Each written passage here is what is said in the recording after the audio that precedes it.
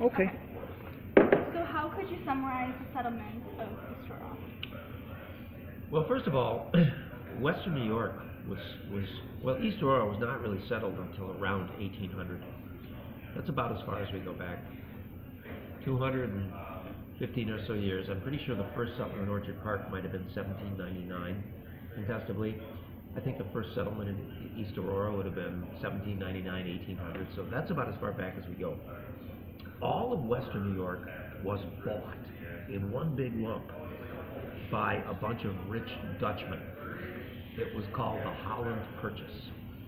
They bought the whole thing up, big block of it, and they sold it lot by lot. And so they had a lot of surveyors running around describing what and what. So, and it was very interesting because you might make your deal in Boston, Massachusetts. You'd make your deal there for where your lot was. And most everyone who lived here in the early days was a farmer. Even if they did something else, like even if they had a mill or they were blacksmiths or whatever it is, they were also farmers. They did not have the division of labor that we've got right now, where somebody, for instance, like your dad is an attorney, and then everything else you need done, you buy it, Not the way they did it in the old days. But a lot of the settlement around here was based on water. Because water, when it flows, and the water levels were higher, even 200 years ago, the water levels were higher. Because now, we drain a lot of the water into our water supply. So the water levels drop. And in those days, if you could establish a water mill, a mill that would continually revolve like that, it would be dipping into the water and the water would turn, you had basically a source of machinery, a source of power. You could use it to saw wood, you could use it to grind grain, all kinds of things that were very valuable to that society. So a lot of our settlements around here started around water power. Yeah.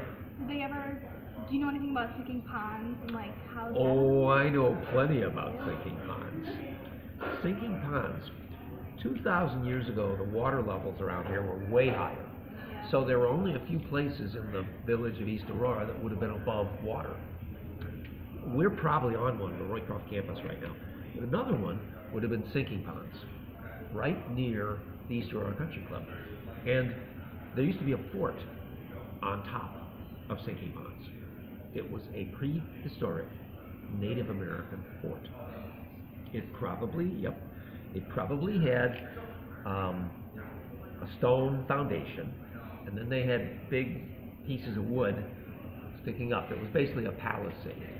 And it's not like Camelot or something, but for the day and time, it was a fortification. And sometime in the past, we're not sure when, the Iroquois Confederacy took them down, got mad at them, nailed it.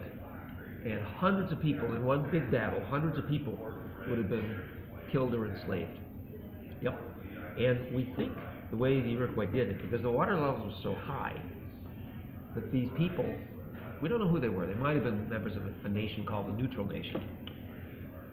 They had their fortification, but they had most of their power, their fortification, on the land side, because there was a land bridge, but on three sides, their fort was surrounded by water, and they didn't have a lot of their strength protecting it. And I hear the Iroquois may have come in on canoes.